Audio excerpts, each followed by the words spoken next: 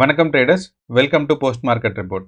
So இன்றைக்கி நம்ம இந்த வீடியோவில் என்ன பார்க்க போகிறோம்னா 29ஆம் தேதி ஏப்ரல் செவ்வாய்க்கிழமை மார்க்கெட் என்ன நடக்க போகுதுங்கிறதான் பார்க்க போகிறோம். ஸோ நான் மார்க்கெட்டு இந்த இடத்துல சொல்ல வருது நிஃப்டி 50 அண்ட் பேங்க் நிஃப்டியை மட்டும்தான்.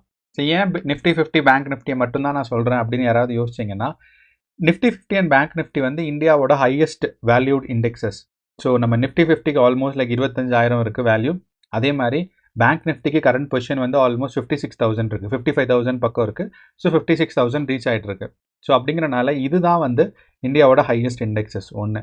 ரெண்டாவது செபி, அதாவது ஸ்டாக் மார்க்கெட் எல்லாம் கண்ட்ரோல் பண்ணுறது செபி தான். செபி என்ன ரூல் போட்டிருக்காங்கன்னா, இண்டெக்ஸஸ் வேணும்னா நம்ம இந்த மாதிரி லேர்னிங்க்கு சார்ட் காமிக்கலாம் பப்ளிக்காக, ஆனால் ஸ்டாக்ஸ் வந்து காமிக்கக்கூடாதுன்னு. ஸோ அதுதான் ஒரு முக்கியமான ரெஸ்ட்ரிக்ஷன்ஸ் இருக்குது ஒன்று.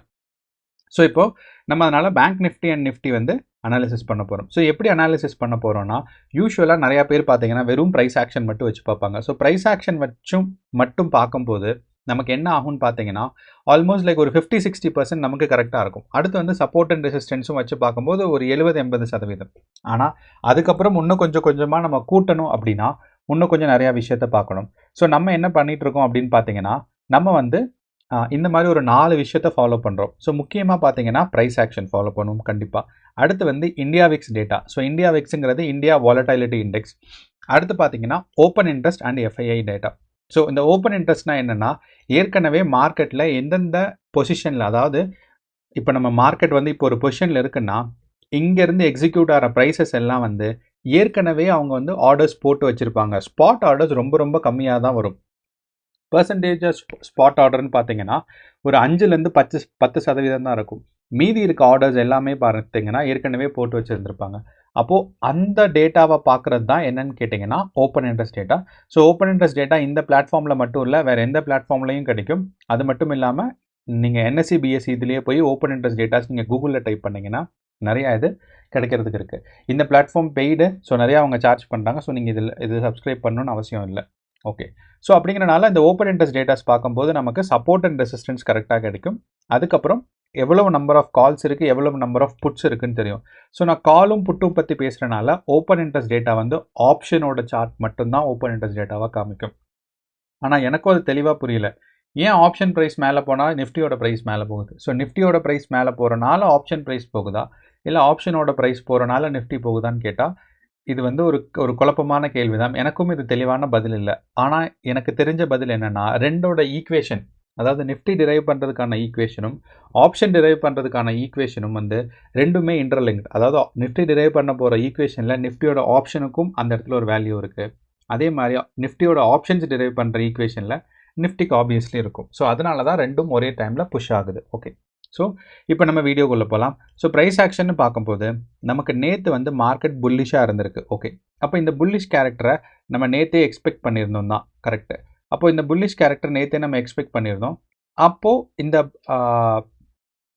ப்ரைஸ் ஆக்ஷனில் நான் சொல்லியிருந்தேன் மார்க்கெட் வந்து டவுன் சைட் வந்துட்டு அதுக்கப்புறம் ஒரு புல் பேக் எடுக்கும். அண்ட் இந்த புல் பேக் வந்து கொஞ்சமே அதிகமாக எக்ஸ்பெக்ட் பண்ணியிருந்தோம். ஆனால் சீக்கிரமாகவே இந்த புல் பேக் ஸ்டார்ட் ஆயிடுச்சு ஒன்று. அதே மாதிரி நம்ம ஏற்கனவே போட்டிருந்த ஒரு ரெசிஸ்டன்ஸ் இந்த 24,300ங்கிறது. இந்த 24,300ங்கிறது நான் பழைய வீடியோலேயே சொல்லியிருந்தேன். ஏன்னா இது வந்து ஒரு பயங்கரமான ரெசிஸ்டன்ஸ். அண்ட் இந்த ரெசிஸ்டன்ஸ் எப்போ இருந்து டெவலப் ஆகிருக்குன்னு கேட்டிங்கன்னா, போன ஜூலை மாதத்துலேருந்து, ஜூலை 2024 பார்த்தீங்கன்னா ஆல்மோஸ்ட் இந்த ரெசிஸ்டன்ஸ் டெவலப் ஆகிருக்கு. அண்ட் இந்த ரெசிஸ்டன்ஸ் வந்து கடந்த அக்டோபர் எண்டில், நவம்பர் அண்ட் டிசம்பரில் ரொம்ப ரொம்ப ஸ்ட்ராங்கான ஒரு ரெசிஸ்டன்ஸாக இது வேலை பார்த்துருக்கு. ஸோ அப்போது இந்த ரெசிஸ்டன்ஸ்லேருந்து டவுன்ஃபால் ஆனது தான் மார்க்கெட் வந்து ஏப்ரல் 15ஆம் தேதி வரைக்கும் ஆல்மோஸ்ட் ஒரு 21,000க்கு வந்துச்சு. அந்த 21,000லேருந்து தான் மார்க்கெட் ரெக்கவரி ட்ரை ஆகிட்டே இருக்குது.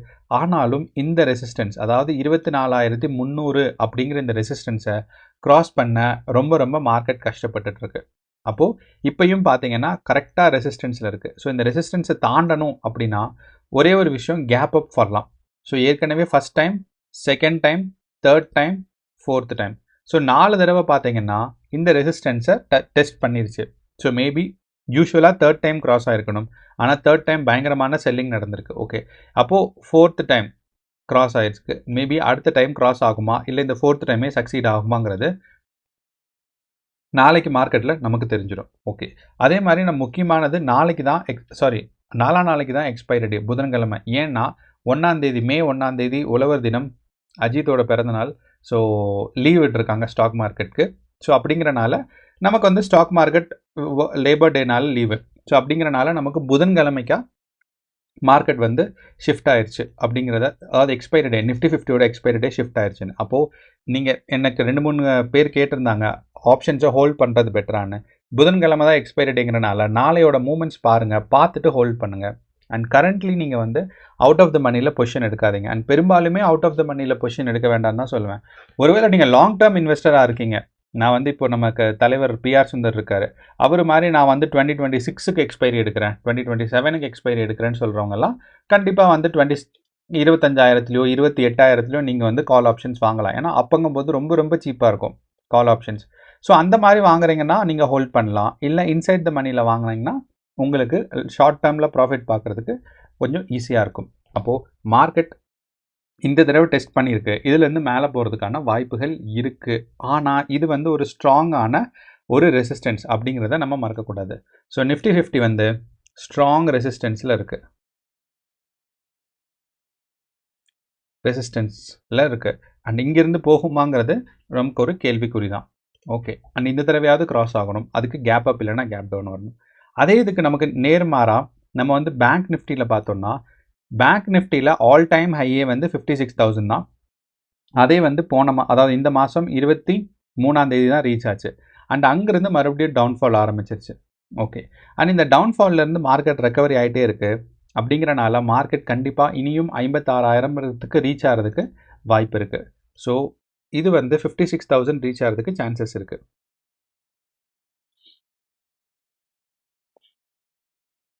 புல்லிஷ் மூமெண்ட்ஸ்க்கான வாய்ப்பு பேங்க் நிஃப்டியில் இருக்குது. ஸோ நிஃப்டி 50 என்எஃப்ங்கிறது நிஃப்டி 50 ஸ்ட்ராங் ரெசிஸ்டன்ஸில் இருக்குது. ஸோ அங்கேருந்து டவுன்ஃபால் ஆகுமா, பிரேக் அவுட் ஆகுமாங்கிறது தான் ஒரு முக்கியமானது. ஆனால் நீங்கள் வந்து பேங்க் நிஃப்டி பார்த்தீங்கன்னா 56,000 வரைக்கும் ரீச் ஆகிறதுக்கு நமக்கு வந்து சான்சஸ் இருக்குது. டு ரீச் 56,000 சான்சஸ் இருக்குது. ஏன்னா இந்த இடத்துல வந்து நமக்கு ஸ்ட்ராங்கான ரெசிஸ்டன்ஸ் இல்லை. ஏற்கனவே இந்த இடத்துல கன்சாலிடேஷன் ஃபேஸ் முடிஞ்சிருச்சு. அந்த ஃபேஸ்லேருந்து தான் மார்க்கெட் டவுன்ஃபால் ஆகிருக்கு, அதுக்கப்புறம் ரெக்கவரி ஆகிருக்கு.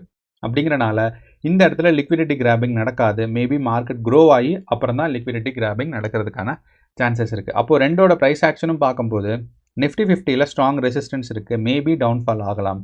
அதே சமயம் பேங்க் நிஃப்டி பார்த்தீங்கன்னா புல்லிஷ் மூமெண்ட்ஸ்க்கு வாய்ப்பு இருக்குது. நம்ம கிஃப்ட் நிஃப்டியை பற்றி இப்போ பார்க்க போகிறது இல்லை. ஏன்னா நம்ம இப்போ கிஃப்ட் நிஃப்டி டேட்டா பார்த்தாலுமே அது வந்து ஒரு ரொம்ப ஸ்ட்ராங்காக இருக்காது.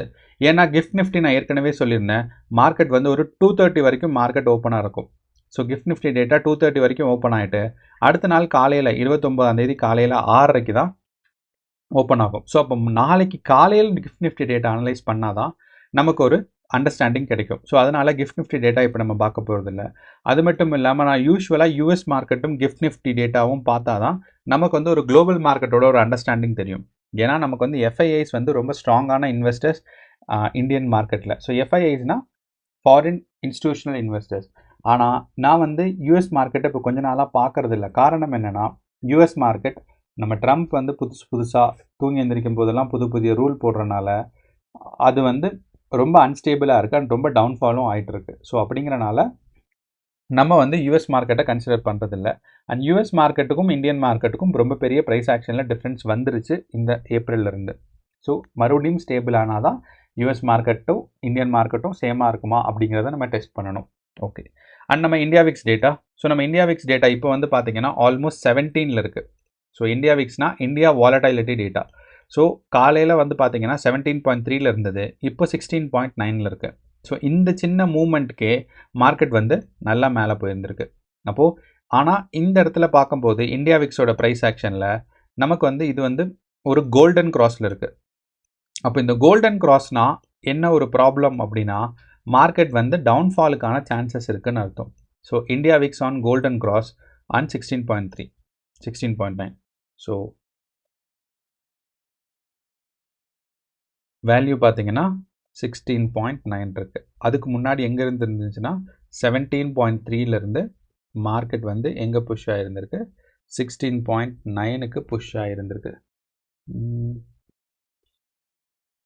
ஸோ இந்த இடத்துக்கு 16.9க்கு மார்க்கெட் வந்து புஷ்ஷாக இருந்திருக்குங்கிறத ஞாபகம் வச்சுக்கணும். அப்போது இங்கேருந்து கோல்டன் கிராஸில் இருக்கிறனால மார்க்கெட் வந்து நமக்கு மார்க்கெட் பார்த்தீங்கன்னா ஒரு பியரிஷ் மூமெண்ட்ஸ்க்கு சான்சஸ் இருக்குது.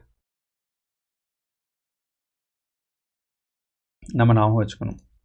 ஸோ இங்கேருந்து இந்தியா விக்ஸோட டேட்டா மார்க்கெட் மேலே போகுதா இல்லை கொஞ்சம் டவுன்ஃபால் ஆகுதாங்கிறத நம்ம கவனிச்சுக்கிட்டே இருக்கணும். ஆனால் மேலே போச்சுன்னா மார்க்கெட் வந்து நமக்கு பார்த்தோன்னா நமக்கு வந்து மேலே போச்சுன்னா மார்க்கெட் பியரிஷாக இருக்குங்கிறத நம்ம ஞாபகம் வச்சுக்கணும். அப்படிங்கிறனால மார்க்கெட் பியரிஷ் மூமெண்ட்ஸ்க்கு பாசிபிள். அடுத்து நம்ம இந்தியா விக்ஸ் டேட்டாக்கு அப்புறம் ஓப்பன் இன்ட்ரெஸ்ட் டேட்டா. ஸோ நான் ஏற்கனவே சொல்லியிருந்தேன் ஓப்பன் இன்ட்ரெஸ்ட் டேட்டா வந்து வேலிடாக இருக்காது. எப்போ அப்படின்னு பார்த்தீங்கன்னா நம்மளோட இந்தியா விக்ஸ் டேட்டா வந்து ஒரு 15க்கு மேலே போனாவே. ஸோ இப்போ இந்தியா விக்ஸோட டேட்டா வந்து 17ல் இருக்கிறனால நான் வந்து கால் அண்ட் புட்டை வந்து கன்சிடர் பண்ண போகிறதில்ல. இந்த கால் அண்ட் புட் தான் வந்து நமக்கு ரெசிஸ்டன்ஸுங்கிறது பேர், சப்போர்ட் அண்ட் ரெசிஸ்டன்ஸ். ஆனால் அப்போ அந்த சப்போர்ட் அண்ட் ரெசிஸ்டன்ஸ் நம்ம ப்ரைஸ் ஆக்ஷன் மூலியமாக தெரிஞ்சுக்கிறது ஒன்றும், அதுக்கப்புறம் பார்த்தீங்கன்னா நம்ம ஓப்பன் இன்ட்ரெஸ்ட் மூலியமாக தெரிஞ்சுக்கிறது ஒன்றும். ஸோ இந்த தடவை நம்ம ஓப்பன் இன்ட்ரெஸ்ட் மூலியமாக தெரிஞ்சுக்க மாட்டோம். காரணம் என்ன அப்படின்னு கேட்டிங்கன்னா மார்க்கெட் வந்து க்ரோவாக, அதாவது ஒரு ஹை வாலட்டிலிட்டி சுச்சுவேஷனில் இது வந்து ஒபே பண்ணாது. அப்படிங்கிறனால நான் வந்து ஓப்பன் இன்ட்ரெஸ்ட் டேட்டாவை கன்சிடர் பண்ண மாட்டேன். ஏன்னா ஹை வாலட்டிலிட்டி. ஸோ ஹை வாலட்டிலிட்டிங்கிறனால நான் ஓப்பன் இன்ட்ரெஸ்ட் டேட்டாவை கன்சிடர் பண்ண போகிறதில்ல. ஆனால் நம்ம என்ன பண்ணுவோம்னா எஃப்ஐஐஸ் வந்து எவ்வளவு இன்வெஸ்ட் பண்ணியிருக்காங்க அப்படிங்கிறது நமக்கு தெரிஞ்சிச்சு அப்படின்னா நமக்கு ஒரு அண்டர்ஸ்டாண்டிங் டெவலப் ஆகும். ஸோ இன்னைக்கு பார்த்தீங்கன்னா எஃப்ஐஐஸ் அண்ட் டிஐஐஸ் நெட்டாக வந்து அவங்க 2 பேருமே பார்த்தீங்கன்னா ஒரு பாசிட்டிவாக தான் இருந்திருக்காங்க. ஸோ எஃப்ஐஐஸ் வந்து அவங்களோட நெட் பாசிட்டிவ் வந்து பார்த்தீங்கன்னா ஆல்மோஸ்ட் வந்து 2900 crores இருக்குது. அதே மாதிரி டிஐஐஸ் யூஸ்வலாக எஃப்ஐஐஸோட பாசிட்டிவ் இன்வெஸ்ட்மெண்ட் தான் அதிகமாக இருக்கும். ஆனால் இந்த தடவை இன்றைக்கி பார்த்தீங்கன்னா டிஐஐஸோட இன்வெஸ்ட்மெண்ட்ஸ் ரொம்ப அதிகமாக இருக்குது. ஸோ இது ரொம்ப குழப்பமாக இருக்குது. ஓகே, ஸோ நேற்று 25ஆம் தேதி என்ன நடந்திருக்குன்னா எஃப்ஐஐஸ் வந்து ஒரு 15 கோடி பை பண்ணியிருக்காங்க, 12 கோடி செல் பண்ணியிருக்காங்க. ஸோ அவங்க வந்து மார்க்கெட் ஹோல்டிங் பொசிஷன் பார்த்தீங்கன்னா ரொம்ப ரொம்ப கம்மியாக இருக்குது. ஆனால் அதே இது 24ஆம் தேதி பார்த்தீங்கன்னா அவங்களோட ஹோல்டிங் ரொம்ப ரொம்ப அதிகமாக இருந்திருக்கு. நீங்கள் 8000 கோடி அவங்க ஹோல்டிங் பண்ணியிருந்திருக்காங்க. ஆனால் அதே சமயம் பார்த்தீங்கன்னா இன்னைக்கு 2000 கோடி தான் ஹோல்டிங் பண்ணியிருந்திருக்காங்க. ஸோ அப்போது இந்த டிக்ரீஸ் இன் ஹோல்டிங்னால 8000 கோடியிலிருந்து 2000 கோடிக்கு வந்தனால மார்க்கெட்டுக்கு பியரிஷ் மூமெண்ட்ஸ்க்கு அவங்க புஷ் பண்ணுறதுக்கான சான்சஸ் இருக்குது. நீங்கள் நல்லா பாருங்கள், எப்பப்பெல்லாம் எஃப்ஐஐயோட ஹோல்டிங் வந்து ஒரு 2000-3000க்கு மேலே இன்க்ரீஸ் ஆகுதோ அன்னைக்கெல்லாம் மார்க்கெட் வந்து போகும். ஸோ இப்போ நான் ஃபார் எக்ஸாம்பிள் நம்ம வந்து 16ஆம் தேதி எடுத்துக்குவோம், 16, 17ஆம் தேதி. ஸோ நம்மளோட நிஃப்டி 50 16ஆம் தேதியும் 15ஆம் தேதியும் 17ஆம் தேதியும் ஓகே 15 and 17. அப்போ நிஃப்டி 50 15 and 17 நமக்கு பார்க்குறோம். ஏப்ரல் 15 and 17 இப்படி தான் நம்ம வந்து பேக் டெஸ்ட் பண்ணி ஒன்று பண்ணணும். ஸோ ஏப்ரல் 15 பார்த்தீங்கன்னா ஒரு கன்சாலிடேஷன் ஃபேஸு, மார்க்கெட் க்ரோ ஆகலை. ஆனால் ஏப்ரல் 17 பார்த்தீங்கன்னா எஃப்ஐஐ ஹோல்டிங் வந்து இன்க்ரீஸ் ஆகிருந்திருக்கு. ஏப்ரல் 17ம் ஹோல்டிங்கில் இருந்திருக்கு, ஏப்ரல் 18ம் ஹோல்டிங்கில் இருந்திருக்கு. அப்போது மார்க்கெட் வந்து நல்லா புஷ் ஆகிருந்திருக்கு. ஸோ இதனால நான் சொல்கிறேன் எஃப்ஐஐயோட நெட் ஹோல்டிங் எப்பப்பெல்லாம் இன்க்ரீஸ் ஆகுதோ நீங்கள் பார்த்தீங்கன்னா தெரியும். ஸோ அப்போ வந்து மார்க்கெட் அப்வர்டு புஷ் ஆகும். அதே மாதிரி 24ஆம் தேதி மார்க்கெட் ஹோல்டிங்கில் இருந்திருக்கு, நமக்கு வந்து பார்த்தீங்கன்னா அப்போ 25ஆம் தேதி மார்க்கெட் மேலே புஷ் ஆகிருக்கு. ஆனால் இன்றைக்கி 25ஆம் தேதி வந்து ஹோல்டிங்ஸ் குறைஞ்சிருக்கு கம்பேரிட்டிவாக. ஸோ கம்பேரிட்டிவாக குறைஞ்சிருக்கிறனால நம்ம எக்ஸ்பெக்ட் பண்ணலாம் சம்டைம்ஸ் ஒரு பியரிஷ் மூமெண்ட்ஸ். ஆனால் யூஸ்வலாக அவங்க ஹோல்டிங் குறையணும்னா ஒரு 2000 கோடிக்கு கீழே வரணும். ஆனால் இப்போ ஒரு 3000 கோடி இருக்குது. அப்படிங்கிறனால நம்ம எக்ஸ்பெக்ட் பண்ணலாம் மேபி சைட்வேஸ் மார்க்கெட் கன்சாலிடேஷன் ஃபேஸுங்கிற மாதிரி எக்ஸ்பெக்ட் பண்ணலாம். ஸோ அப்படிங்கிறனால எஃப்ஐஐ டேட்டா வந்து எஃப்ஐஐ டேட்டா பார்த்தீங்கன்னா ஹோல்டிங்ஸ் அவங்க எவ்வளோ வச்சுருக்காங்கன்னா 952 crores-ன்னு நினைக்கிறேன். So 952 crores. அதே மாதிரி டிஐஐஸ் பார்த்தீங்கன்னா ஆல்மோஸ்ட் ஒரு 3500 crores வச்சுருக்காங்க. ஸோ இப்போ இந்த ஹோல்டிங் இன்க்ரீஸுங்கிறனால நம்ம என்ன எக்ஸ்பெக்ட் பண்ணலான்னா சைட்வேஸ் ஆர் புல்லிஷ். ஸோ இப்போ கரண்ட் சுச்சுவேஷனில் நமக்கு என்ன பிரச்சனை அப்படின்னா மார்க்கெட் வந்து நிறையா இண்டிகேஷன்ஸை கொடுக்குது. ஸோ நிஃப்டி 50 பார்த்தீங்கன்னா ஸ்ட்ராங் ரெசிஸ்டன்ஸில் இருக்குது. மார்க்கெட் வந்து ஹை வாலட்டைலிட்டாக இருக்கனால பேரிஷ் மூமெண்ட்ஸ் பாசிபிள். ஆனால் நமக்கு வந்து நமக்கு வந்து FII டேட்டா பார்த்தீங்கன்னா புல்லிஷ் மூமெண்ட்ஸாக இருக்குது. ஸோ இந்த எல்லா குழப்பமும் எப்போ தீரும்னா நம்ம கிஃப்ட் நிஃப்டி என்ன சொல்லுதுங்கிறது. ஸோ எனக்கு தெரிஞ்சு இந்த இடத்துல ஸ்ட்ராங் ரெசிஸ்டன்ஸை ஈஸியாக பிரேக் பண்ணுறதுக்கான வாலடைலிட்டி பில்டப் ஆகிட்டுருக்கு. அப்படிங்கிறனால இந்த இடத்துல இந்த strong resistance still bullish moments possible. ஏன் அப்படின்னா நமக்கு வந்து இங்கே வாலடைலிட்டி இன்க்ரீஸ் ஆனால், ஸோ எப்போன்னா வாலடைலிட்டி இன்க்ரீஸ் ஆகிறதுக்கு சான்சஸ் இருந்தால், ஸோ அப்போ நம்ம இந்தியா விக்ஸ் டேட்டாவை பார்த்துட்ருக்கணும். ஸோ இந்தியா விக்ஸ் டேட்டா மட்டும் இன்க்ரீஸ் ஆச்சுன்னா மீதி எல்லாமே bullish மூமெண்ட்ஸ்க்கு support. Price action, FIIஸோட holdings, open interest data, அது மட்டும் இல்லாமல் நம்ம கிஃப்ட் நிஃப்டி காலையில் தான் அண்டர்ஸ்டாண்ட் பண்ண முடியும். ஸோ அப்படிங்கிறனால நம்ம வந்து கிஃப்ட் நிஃப்டி அண்டர்ஸ்டாண்ட் பண்ணி நம்ம வந்து ஒரு ஐடியாவுக்கு டெவலப் பண்ணுவோம். ஸோ இதுதான் நம்மளோட முக்கியமான கன்க்ளூஷன்ஸ். ஸோ நமக்கு வந்து நிஃப்டி 50 ஸ்ட்ராங் ரெசிஸ்டன்ஸில் தான் இருக்குது, பட் ஸ்டில் புல்லிஷ்க்கு பாசிபிள் எப்போன்னா இந்தியா விக்ஸ் டேட்டா மேலே போனால். ஸோ நீங்கள் இந்தியா விக்ஸ் டேட்டாவை பார்த்துட்டு ட்ரேட் பண்ணிங்கன்னா உங்களுக்கு வந்து கம்ஃபர்டபுளாக இருக்கும். ஸோ உங்களோட ப்ரைஸ் ஆக்ஷன்ஸை ஈஸியாக கெஸ் பண்ண முடியும். ஸோ இதுதான் நம்மளோட ஒரு அனாலிசிஸ் ஆஃப் டுடேஸ் மார்க்கெட். உங்களுக்கு வந்து வேறு ஏதாவது டவுட்ஸ் இருக்குது அப்படின்னா கமெண்ட் பாக்ஸில் போடுங்க, நான் வந்து ரிப்ளை பண்ணுறேன். அது மட்டும் இல்லாமல் உங்களுக்கு ஏதாவது மாற்று கருத்து இருக்குது அப்படின்னு நீங்கள் நினச்சாலும், இல்லை வேறு ஏதாவது ஒரு இண்டிகேஷன்ஸ் இருக்குது, அதை நான் மிஸ் பண்ணிட்டேன் பார்க்கல அப்படின்னு நீங்கள் நினச்சாலும், நான் ஓவராலாக மேக்ஸிமம் கவர் பண்ணியிருக்கேன். ஆனால் உங்களுக்கு நீங்கள் நினச்சிங்கன்னா கமெண்ட் பாக்ஸில் போடுங்க. ஸோ தட் நானும் தெரிஞ்சுக்குவேன், மற்றவங்களும் தெரிஞ்சுக்குவாங்க. நன்றி, வணக்கம்.